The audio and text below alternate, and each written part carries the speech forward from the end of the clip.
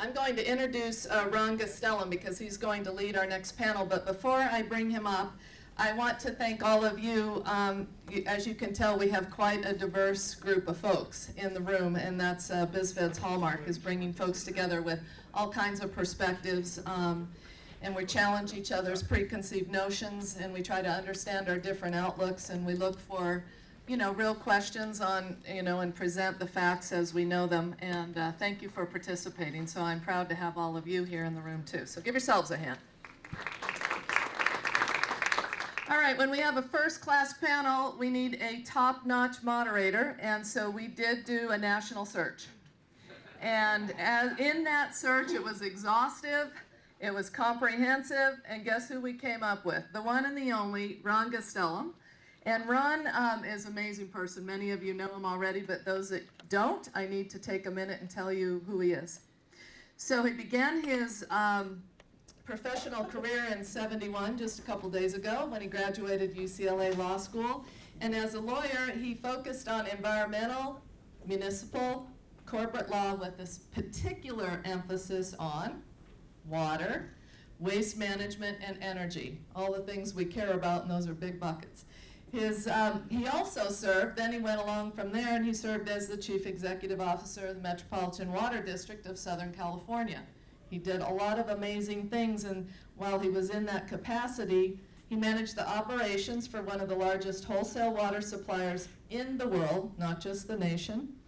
Annual budget, over $1 billion, serving how many people? Come on, Met people, 18 million, right, residents in Southern California. 19 now. Well, it was a couple years ago he was the CEO, so you've grown 1 million since then. He was successful in leading the agency to diversify the region's water supply sources and responsible for the development of the new water transfer, groundwater banking, reclaimed water, conservation programs, which has made Met the premier water district, right? While many other places are completely freaking out, Met's one of the best managed districts with more water than any other place. And so thank you for your leadership, and thank you for all the Met executives and the board members that made those important decisions. He did retire from Met in 2004. I know it seems like 4 months ago, but it's like, that's 11 years ago. What happened in those 11 years, right? So what he's done is continue to help SoCal with our water supply, dealing with he has a company, Water Conservation Partners, and they specialize in conservation solutions to increase water supplies for, again, municipalities, developers, residential, and commercial property owners. In the meantime, grass doesn't grow under his feet, so he also said, well, let me be the interim executive vice president at the LA Chamber of Commerce. Why don't I be the interim executive director at the Southern California Water Committee, and a few other powerful things. So Ron has moderated for us before when we did our water forum, when we didn't know how we were going to get water reliability. And because he moderated our tricky panel at that time, we passed a $7.54 billion water bond in the state. So I'm going to give it all to Ron, have him come up, let's see what great things you can do today. Thanks. Well, good morning, everybody. I'm going to ask our panel to walk in, and while I do, looks like Mike Toohey walked out.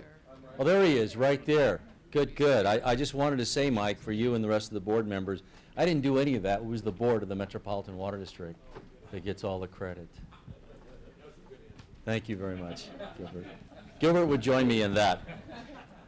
Well, we're going to have, I think, a very broad-ranging discussion, but we are focused on business.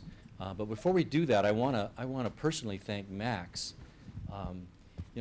It has been really, really difficult at the state board to try and come to terms with something that nobody's really done before, and I think they truly are open to our input from the business community. So we need to take advantage of that, and kudos to BizFed for bringing Max and setting up the organization to be a strong participant in this discussion going forward. Thank you, Max. Well, I'm going to introduce our panel. Our topic is, what can business do about the drought? Thank you very much for asking. I think we have some good opinions here. We have representatives of both the private sector and the public sector, so I'll say private business and public business.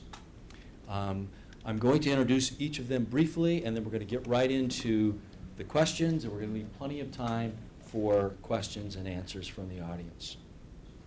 I'd first like to introduce Mark Agarton. Mark, did I pronounce that right? You did very well. Okay, good. Mark is the Vice President of Operations, Water Grill Restaurant. So Mark is interfacing with the public every day. Mark has to figure out what the government wants of him and still be in business. So we're going to hear from Mark. Penny Falcon is the Manager, Water Conservation Policy, LA Department of Water and Power. Penny is one of the leading experts in water conservation in the state. So glad to have you here, Penny. Scott Slater is the President and CEO of Cadizs, Inc. He is a preeminent lawyer, now leads a leading edge business. And Scott, we're going to be interested to hear about your project and how that might contribute to the solutions here in California. Mark Pastrella, the Chief Deputy Director, Los Angeles County Department of Public Works, has to do it all. And I'm sure you'll hear from his voice the frustration of dealing with this drought, but I think he's got some great ideas he's going to share with us. Earl Vaughn, apartment building owner, director and past president, AAGLA. You heard a little bit from Earl in the questions. We're going to hear more. Thank you very much for being here. All right, so first question, and we're going to ask each of you to respond to the question. 5 minutes only. I'm going to cut you off if you go beyond 5 minutes. So we're going to start down on this end with Scott. The question is, tell us what your business is and the biggest challenges you expect to face this year as a result of the drought. Scott. Well, I'll start with, I am the CEO of a company called Cadizs, and Cadiz is interested in sort of addressing the other, hopefully half of the dialogue. Most of what we're discussing here today is the limitation or the misery index that's associated with drought. How do you apportion the pain among various interests? But that dialogue can't be the only dialogue. There needs to be a discussion about innovation and improvements and really what, frankly, Americans do great. Come up with ideas and new solutions, improve efficiencies, and address how we can do better than just a dialogue on limitations. And so towards that end, Cadiz is a water augmentation project, which has as its underlying philosophy how to conserve water from an existing dry lake in the eastern Mojave Desert, to conserve that water which is presently evaporating, and to take that water in an environmentally benign way, bring it to the Colorado River Aqueduct, which is owned and operated by the Metropolitan Water District, and have it distributed within urban Southern California. The project was initially envisioned in the early 80s. The Cadiz property is about 50 square miles of land in the eastern Mojave, and it is presently the host of the largest agricultural operation in San Bernardino County.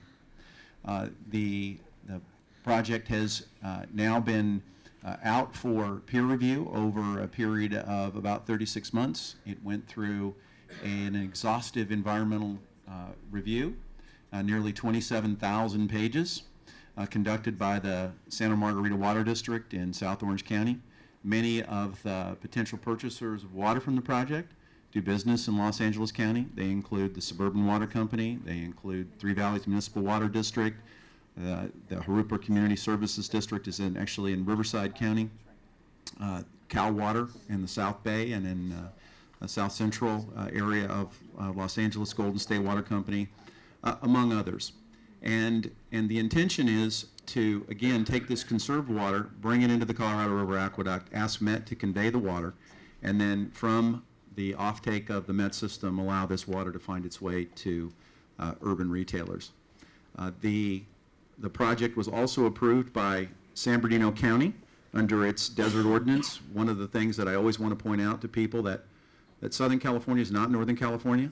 We've been managing our basins here for decades. There are no overdrafted basins in Southern California. Most of the basins are under management. They are under regulatory control, largely of adjudicated basins. And San Bernardino County has filled in around the edges and said anywhere that's not an adjudicated basin, you must come to the county and obtain permission to use the water from the basin. So with regard to the Cadiz project, the permitting and the extraction of water was independently permitted by San Bernardino County.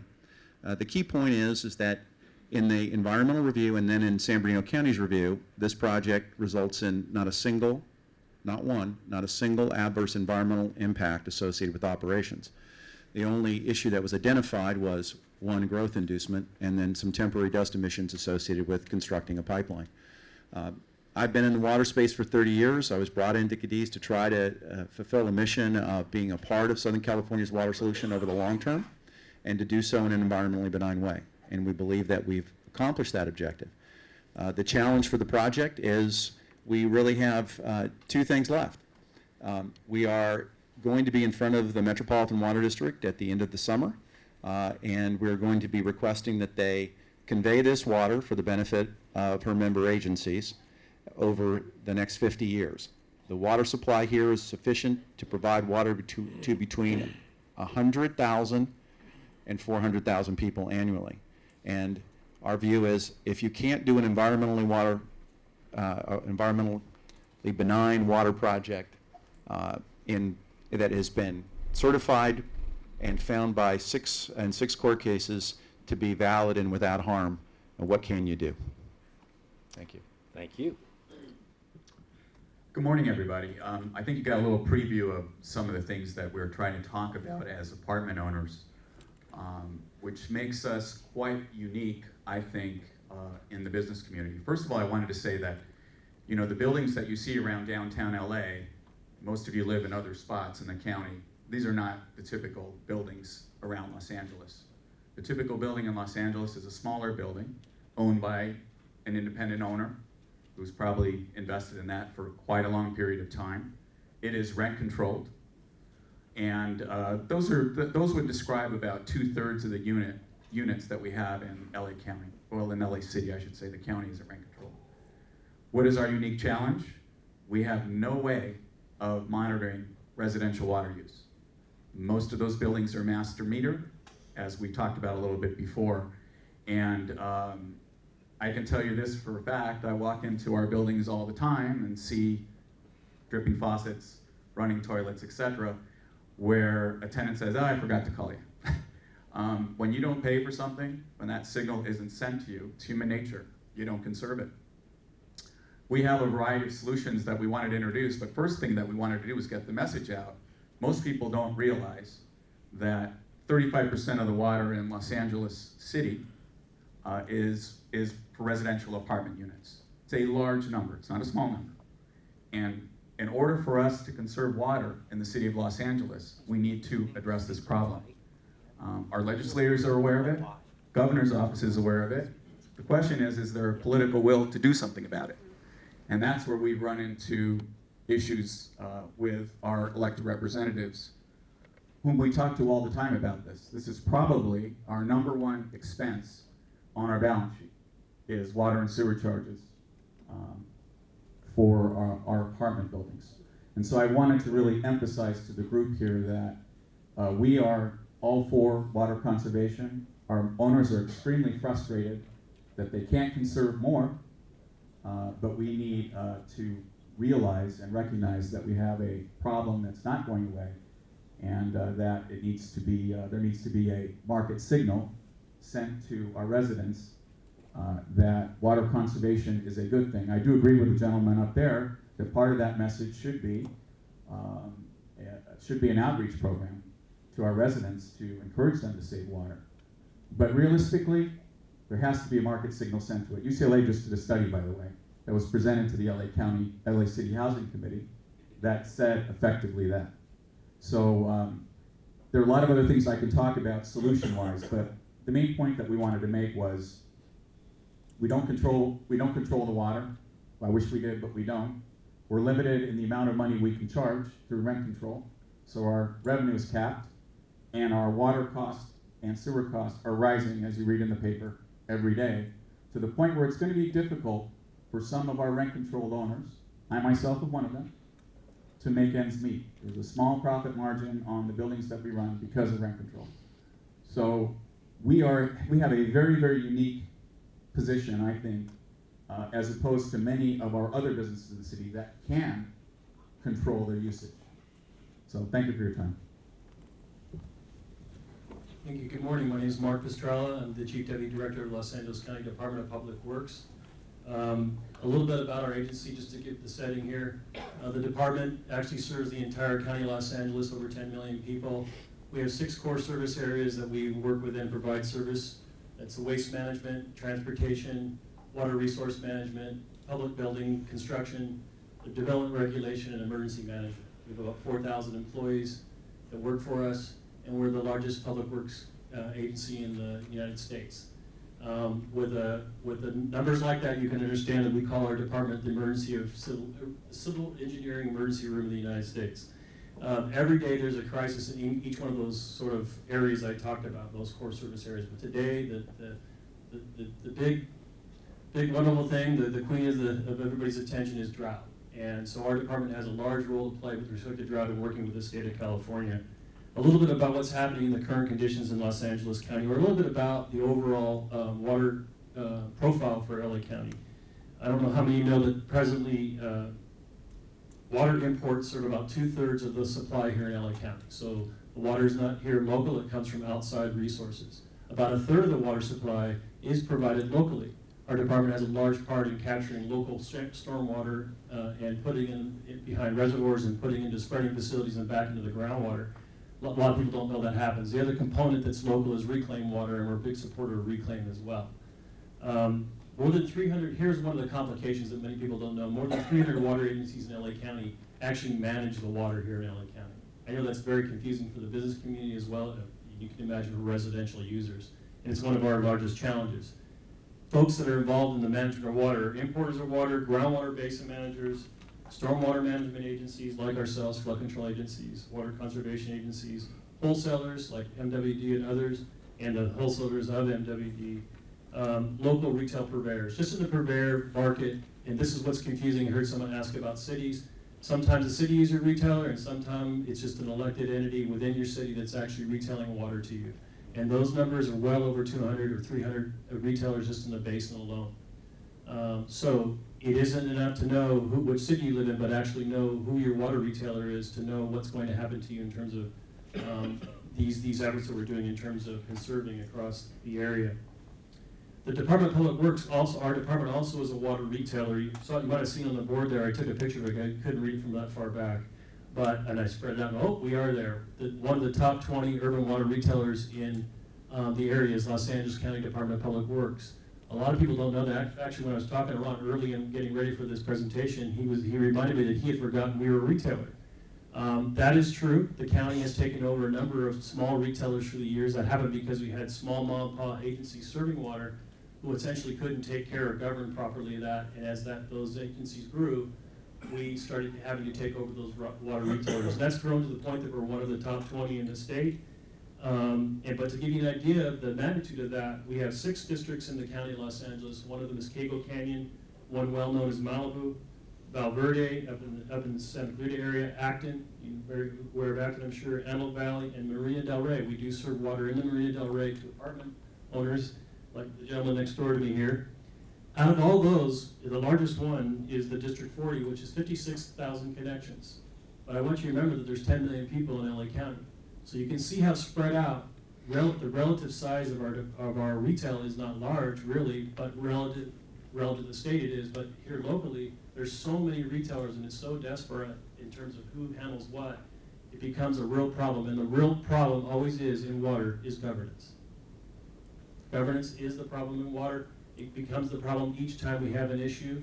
Our largest issue now, one of the largest issues we have now, is educating the public. Can you imagine that we're going to try to get all those retailers to speak with the same language to all of you, knowing that each of them have a different set of criteria they're going to set for their retail agency? So I have a lot of numbers here about how we're going to set and meet the targets by the state, with the state's help. But one of the things that's interesting is that the Malibu area has got a 36% reduction necessary to meet the 25% target. That's a huge deal. A lot of people think of folks in Malibu as people of wealth. That is not necessarily true. We have a lot of folks that don't have a lot of money in the Malibu who will be affected by what's being called out here for them to do, and we're having to educate them. And then, of course, the Antelope Valley area as well, which is subject to high heat, and you can see that conservation is tough on that when we have high heat in the Antelope Valley. So there's lots of challenge. On the other side of the part that's important to know is that we're one of the premier water conservation agencies in the United States. We conserve local stormwater in a tremendous effort that happens. The San Gabriel Valley, water in the San Gabriel River, we conserve over 90% of that water annually for use locally. And in LA, we're working with LA to increase the numbers. The LA River watershed is only at 15% capture and reuse of stormwater, and we're trying to increase that. The conditions with respect to the drought and local stormwater capture, annually, our average annual amount that we capture is 200,000 acre feet. This year, we're at 27,000 acre feet. So you can see that the drought is having a major effect on local water supply as well. So Mark, we're going to ask you to wrap that up in 30 seconds 30 because seconds, okay. Earl gave you 30 seconds of his time. Okay, excellent. Okay. Yeah, I just wanted to make the point that governance is the challenge. We'll get into some of the solutions. Ron's going to give us an opportunity to talk about solutions in a minute. Penny. Thank you. So I won't repeat things that we're partnering with the county on, like the spreading grounds for local resources. I will give you, I guess, to start off, a little idea on how different and big LA is. We've got a lot of different microclimates, but we've been established since the early 1900s. We have a service area of almost 500 square miles, and we've got almost 4 million residents. So we've got a huge workforce to address all this. We've got about 670,000 water customers in different accounts, and these are a variety of different customers, so of course our outreach needs to be different with each one. We have a distribution system of over 7,200 miles that we need to maintain. Our average water demand is about 550,000 acre feet per year. But the thing about LA is we've always had a conservation ethic. Since we first began our conservation program in the early 1977, but prior to that, a gentleman brought up, metered versus unmetered. LA citizens have always been fully metered, and they've always paid for the amount of water they consume. So the more they conserve, the less their water bill is. So that conservation ethic is what's really made us one of the leaders in being water efficient in the state. We've conserved over 110,000 acre feet per year because of our conservation program that we've had in place. And this is just from putting in active conservation devices like efficient toilets. We've had a huge direct install program with those. We've done very well with our indoor appliances as being conserving for all of our customers. Because of all this great conservation outreach that we've had and efforts that we put into place, our customers today are using the same amount of water that we did 45 years ago. And that's despite seeing 1 million people increase in our population. So that is a huge accomplishment. Some of the biggest challenges we're seeing, though, because we've been so great in our conservation, it's getting more and more difficult to get more reduction or more efficiency. Now, we know we still have a lot more that we can do. The outdoor sector, indoors, we think we're pretty saturated because of our direct install programs and our aggressive rebate programs that we've had. But there is a huge sector in outdoor, and we also see a huge potential in our commercial area, even though we have been targeting that now. And I'll get into that later, Ron. I know you don't want me to get too far into the weeds on this intro here. But so some of our challenges we are seeing is we've had a moving target on what our ultimate goal is.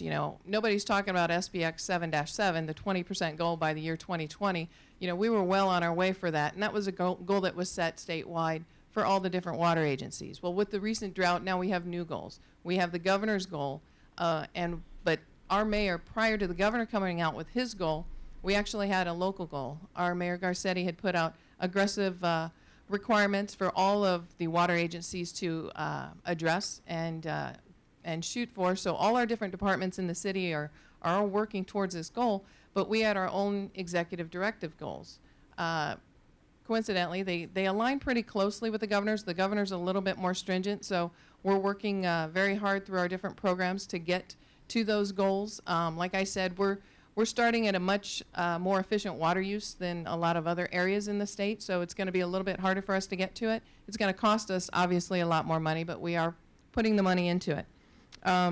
The one thing that I did want to highlight, specifically because of the audience here today, is the commercial sector. You know, we recognize that water is essential for a lot of businesses. And so we're really focusing, I think, as Max talked about, in that outdoor sector. We think there's a lot of potential to reduce that water use. We've got a fantastic turf program that I'll talk more about later, but there's a great potential there. What we don't want to do is put anybody out of business. We don't want to impair your businesses, but we do have a lot of opportunities to help your businesses. Besides just in the outdoor landscape, we've got great indoor rebate programs through our technical assistance program that can help you. And we have partnering with a new group called the LA Better Business Challenge that's also going to help to outreach to your sector. So thank you. Well, my name's Mark Ogden with Water Grill, or maybe today we can call it the Reduced Water Grill. But over here at 544 South Grand, accepting reservations. I was just walking to work today and Ron bumped into me at the Starbucks and he said, "Would you mind sitting on a panel?" So if I seem a little less prepared. For us, we're in the luxury dining business. We have 18 restaurants company-wide, 3 water grills, and I would consider it to be upscale dining. And I guess our challenge would be twofold. One would be, how do you provide a luxurious dining experience to our guests in which you try to anticipate all of their needs without them having to ask, and at the same time be respectful of the efforts that we're making to deal with the drought. So we can talk about that a little bit more, but that's one of our biggest challenges. And then later on we'll talk about what we've done as a restaurant company to address it. But I see another challenge internally in terms of we have a lot of entry-level crew members that are just joining the workforce in our restaurants, and educating them on where we can be effective in managing the drought and making progress, and where we are unwilling to make sacrifices, because water is so integral to cleanliness and sanitation of our restaurants and producing food. We don't want an 18-year-old back there saying, "Hey, I'm changing my sanitizer bucket every 4 hours instead of every 2 hours so that we save a little bit of water." Well, no, we need to change it every 2 hours. So it's that coaching of our crew members to make the right decisions and smart decisions that's been an internal opportunity for us. Thank you. So Mark, why don't I ask you to hold the microphone again? And we're going to take a short time to talk about, well, let me just ask you the question. Do you feel that you're getting adequate and clear information about the drought so that you can make timely business decisions? And where are you getting your information? Don't hold back, even though Penny's in charge of giving you information sometimes. Sure. Well, having restaurants all up and down, all over Southern California, from Santa Monica down to San Diego, we have been getting information on a regular basis. Primarily, though, we've gotten a lot of support from the California Restaurant Association. So all of our restaurants received information, obviously several months ago, about how we can participate in the water reduction. And so the CRA has been a big source of information from us, and as well as our crew members. I mean, everybody watches the 11 o'clock news. They see what's going on. It causes conversation in the restaurants. And our home office, which actually happens to be down in Costa Mesa, does a great job of aggregating all the information that we get. And we have a weekly communication process that we send out to our restaurants, not just on conservation, but other business-related topics. And we include our efforts to address the drought issues in those weekly communications. So I do feel like we've been getting good information. Good. Penny, you actually have to rely on a lot of information from other people as well. How are you getting your information, and is it good enough?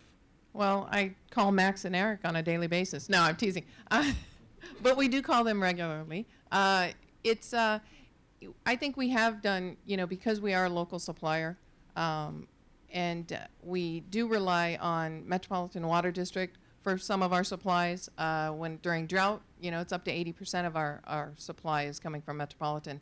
But we are in constant communication with Metropolitan. We are in, of course, communication with our managers of our groundwater, our team there at DWP that manages our groundwater and how much water we can get out of it on an annual basis, and our aqueduct water supply. But with regards to the changing at the state board, we're very active in several different state organizations. The California Urban Water Conservation Council, we're on the Department of Water Resources Independent Technical Panel, that we're really working for solutions both on the Model Landscape Ordinance and on other outreach and educational activities to be able to get to, like what you brought up, the California Restaurant Association.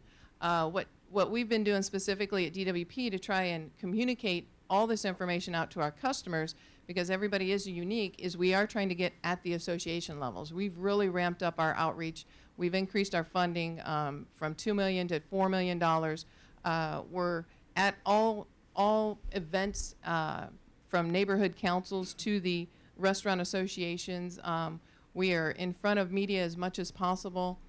We've done a huge media campaign about our turf removal program, and then the second one about the drought. So our media campaign has been ongoing and pushing hard since 2013, when this thing kind of started really rolling hot. We've seen a big response, but there's challenges because LA is very, very diverse, and you've got to try and come up with a message that's going to work for everybody, and that everybody's going to understand. And that's the big challenge.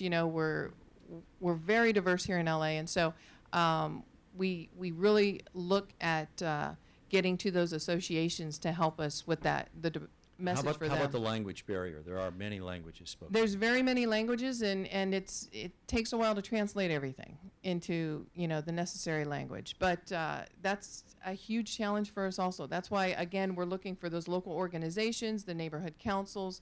That we advertise in all the various local papers and daily news type media that's out there. Besides your, big How about TV. your website? If you speak Korean, can you go to your website and get information? Well, that might be a challenge. Okay. Yes, and therefore we do have some challenges. We try and target our the website is generally Spanish and English, and it is a challenge in other languages. But we do have our print material available in other languages. We do have staff that's available if somebody needs a translation for that item. And when we have events and they ask for us to translate it in other languages, we can get the materials, if we know ahead of time, prepared for them. Mark, would you have anything to add on that? Well, yeah, I forgot the question. But as far as information, the department is constantly seeking information and intel from the state agencies as well as the feds on what's happening just in the government, to align ourselves as a government unit to provide better information for our residents. That's a huge chore for us, and we've been in direct contact with the State Water Board on a regular basis. We're arranging for some meetings here locally with the State Water Board, the chair of the State Water Board, Felicia Marcus, as well as others. We're working diligently with the federal government about messaging. Senator Feinstein is going to be here this summer and has asked for a briefing from our department specifically about the water situation here. The Secretary of the Interior was here yesterday visiting with the City of LA, and we were there meeting with them as well. Everyone wants to help. It's that old adage, hi, I'm here to help, I'm from the government. It's one of the things, do they really believe us? What's the real story? I think one of the things we have got to be really careful about as a public agency is that we have, as Penny said, the same story. Problem is the story isn't the same in every geographic area, and so you have to be very, very smart about the way that you communicate this issue. And then, as you said, Ron, there's at least 12 different languages to always have this in. One of the things I'd refer you to is our website. The LA County Department of Public Works has an entire area, water resource area dedicated to the drought, with lots of links about what's going on, and even a link that the state put together, who is my retailer? And for residents to be able to click and know who the retailer is and find out, and for you businesses to find out who is retailing me water. I don't know if all of you could, maybe you're all city-centric, But if you're not, it's very hard. If you ask a business person outside the city of LA, water and power's jurisdiction, who the retailer is, I guarantee they give you the wrong answer. Now, a lot of them look at their bill and actually know who's out there. So that's one of the basic things, is getting that kind of information out has been really a chore. And our county board of supervisors recognizes the role that the county can play in this. And our board just 2 weeks ago put out a directive to our department to actually work with all of the cities in the county of Los Angeles and the retailers to get out one message on the drought.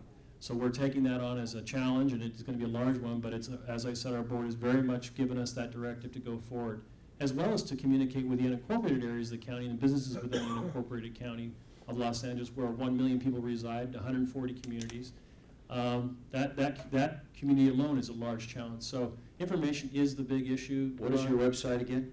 Well, just look up LA County Public Works, and you'll find us. Google it, you'll find us. It's because I'm going to give the wrong address if I do give it here. But if you Google LA County Public Works, you'll find us, and you'll find a lot of good information there about what's happening with the drought and our efforts, not only in-house at our own department, but all the way out across the county. And one last plug is the county's investing heavily in integrated water resource management. We are pleading and incentivizing cities and counties, retailers to join in us in integrating our resources. The city of LA is challenged to join us in that effort and to be involved with us, because it isn't just the 4 million that live in the city of LA that are affected by drought, but more the 10 million that are affected in all of LA County. And so by integrating our resources, we'll be more efficient about what we're doing, and just on the messaging front alone, working together, putting out one message. So the public works agencies across the area need to be aware of our integrated efforts through IRWIM and our effort to actually put out joint messaging through that process. So that's a whole other story, and we're going to get to that. How is the information flow for you, Earl? First, I feel a little bit like a pariah up here because Penny didn't mention my name when she said she's calling everybody about the water problem. But I'm just kidding. Look, I'm used to it. This is an uncomfortable political problem for our agencies and our politicians to deal with. As far as information goes, our magazine and our website clearly have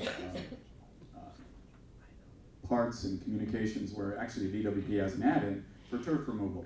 Our owners are very interested in that. Our owners have already done the low-flow toilets. They've already done the shower heads. You can't find a more interested group of people to save water than apartment owners. It is something that they want to do right now, every day. So that message is out to our owners. Again, the problem becomes, we really think that Garcetti's not going to get his 20% water reduction, and you at the state aren't going to get it unless you deal with the residential piece of water reduction, because everybody kind of skips around it, and I don't want to be obstinate about it, but I'm going to be, because our owners are terrified by this, because they're terrified by the fact they're going to fine for water that they can't control use of. So, when the penalties start to come down, our owners are pretty upset about it. So, as far as information goes, all the stuff that's out there, I think our owners are doing a great job doing it. DWP has provided some of those vehicles. There's just one main part of the vehicle that isn't provided. So are you seeing any conflict of information? Any worry about that? The conflict of information is like presentations that I see where everybody in the LA Times talks about water conservation. I go to presentations. We've had several meetings with DWP representatives, several meetings with our state representatives. We're part of the bill up in Sacramento, SB 7 Woke, that you're referring to. So we regularly engage with everybody on this issue. The conflict we see in the information is whenever we talk about water conservation, we leave out one part, which is about 35% of the water usage in LA City. He's an effective advocate, isn't he? Thank you. So from Cadiz's perspective, we have a public-private partnership with our participants who are ostensibly retail water agencies. And I think the biggest challenge on the information side is, again, 90% of the conversation is around the misery index. How are you going to cope with the limitation? And people are interested in self-help. And it's as if you're the kid that's in school and you're being told you're going to go to detention, and it's all a question about how much time and how you do it. And there are people who want to do extra credit and avoid that problem. They want to engage in self-help. They want to pursue water recycling. They want to think about ocean desalination. They want to talk about brackish groundwater cleanup. They want to talk about reclaiming their groundwater basins, improving their recharge. They want to talk about projects like Cadiz. And the absence of information is a disconnect between all the discussion about rollback against a 2013 baseline. Let's reduce against the 2013 baseline. And how does somebody get credit for self-help and an investment in trying to provide a more optimistic future? People want hope. They want to be able to see a better future. They don't want to realize that it's only going to be a world with limitation. All right. I think what I'd like to ask each of you is to think about a one or two liner about what is the opportunity here. And Scott touched on a few of those themes. And then we're going to go to questions and answers. There were a lot of questions. I think that would be time well served. Scott, are you ready to Take that one? Yeah, I think my last comment is a segue to where I would go. Half of the dialogue is about living within your means, being more efficient, being responsible, adhering to a social compact that water is precious, and we must do all within our power to use it responsibly. But the other half is planning for abundance, not scarcity, trying to figure out a way for us to make the investments for a prosperous economy and continued growth. That doesn't necessarily mean houses. It means a sustainable resource that will fuel our economy for all the important businesses that are here. And in my view, it is not about limitation. That's a given. We need to be focused on the hopeful side of things, the optimism. How do we approach the subject of augmentation and reward that activity? Thank you. And Max, I think I'm hearing that from Felicia Marcus regularly. It's all of the above, as she says, and right now we're dealing with this drought, but we need to plan for all of these things. Yeah, I'll just take that as an opportunity to put a picture in for the Governor's Water Action Plan, which is an effort across state government's 5-year plan, which is all of the above. It's both supply, it's demand, it's ecosystems, it's finance, etc. So better communication of what the plan is probably in order. Yeah, just real briefly, I'm going to go back to the same subject again because that's what it is for us. There's 3 things that we think are possible solutions to this problem, but it's going to take some political will. One is the education side. I think that probably that's the easiest part to sell to everybody. 2, incentives for water submetering in existing residential units. They are very, very expensive to convert your buildings to that from the original plumbing. And 3, there is a current system that we could do right now today, and it's called ratio utility billing. If you have a 10-unit apartment building, there are 11 bills. The owner pays for water and laundry, or for landscape and for laundry room. The tenants pay the other 1/10 of the bill per tenant, right? And there's many ways to do that, by the amount of people, by the amount of square footage, etc. We can solve this problem now, but we need to have help from our political representatives, and that's really what it boils down to. So that would take new legislation as well to do that last solution? It would for it to be effective. There is some rubs in that you can do. Now remember, rent control complicates a lot of these issues, but the main argument that we typically get is, well, you want to charge more for everything. Well, actually in rent control you have to reduce the rent to a baseline level, and then you charge for the water, and and if you conserve water, you could save more money. So we are a big supporter of that. Mayor Garcetti came out against it. I don't know where the governor's office is on it, but this is an immediate way to save water. Thank you. Mark. Okay, so yeah, I'm an optimist as well. I wouldn't be in government for 30 years if I wasn't. There are real solutions out there, and the drought is creating a great opportunity for us to take a look again at the governance of water in the state of California, to work together, agencies working together to get better laws that allow, as mentioned earlier, regulation that allows us to actually put infrastructure in the ground in a timely fashion, not like 7 years to build a project. So some of those projects locally that we really are pushing and think that we hope that business and others will support are making our local water supply system more resilient by investing in our reservoirs locally. Many people don't know we have 14 major dams that are a part of the major local water system here in LA County. And as I mentioned earlier, that system provides 1/3 of the drinking water supply for Los Angeles County. We need to invest in that by improving and making those more resilient and cleaning them out. Sediment management is a big part of it. The other piece is investment in reclaimed water. Taking reclaimed water and actually reintroducing it into the groundwater table is one of the most effective ways to gain. There's enough water for all of us, but by the way, if we took all the reclaimed water here locally, we could take care of all the water supply needs here in LA County. What we have to do is capture that water and put it somewhere for direct potable reuse or directly into the ground. And many of you may not know we're already doing that to a large extent in the LA County Flood Control District system by reintroducing in the ground into our groundwater basins. And we support LA City's efforts to improve the San Fernando Basin and in taking water bond money to start that process to get that to become new storage for local water supply. And of course, we're never going to conserve our way completely out of this, so we need to make statewide investments in the water system, the state water project system, some of you known as the two-tunnel system up in the Delta. That does need to be taken care of and supported so that we can have a local supply as well as an imported supply that's resilient and reliable. Last piece is education, education, education. It's a great time for us to get out and let people know what we're doing, be transparent about it. Water agencies is a big challenge to them, become as transparent as you can about your processes and to improve them so the public better understands the value of water. Okay, so since Mark covered all that, I'm not going to repeat any of that. I'm going to actually hone in on the opportunity down at the citizen level. You know, it's because of all the elevated publicity about the drought. This is a great opportunity for everybody to become educated on what it is to be and live sustainably.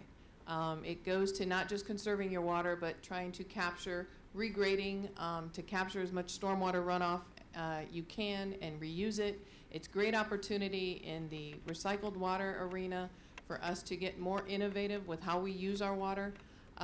It's also a great opportunity for technology, for more innovation in this area, for funding to be put into research and technology development in the area of water efficiency and water reuse. And what we're seeing also is, you know, the biggest challenge with that, you know, we're getting a lot of inquiries and a lot of people wanting to tell us how they can help. Biggest challenge is, of course, having enough staff to meet with them, listen to them, and review all this information. But it is a great opportunity. We are very happy, and so you know, we really want everybody in the business sector to look at this as a challenge and to come up with new technology. The other great opportunity is the partnerships. And Earl, his office has been a huge partner for us. You know, we've got a water conservation potential study that we're doing, and his group was instrumental in getting that information out. Again, that's how we have to get down to the level of the individual organizations. But you know, besides the organizations we already have at the table, this drought is providing us a great opportunity because we have a whole new band of organizations and partnerships that we can develop and keep and take forward on a regular basis, even when the drought is over.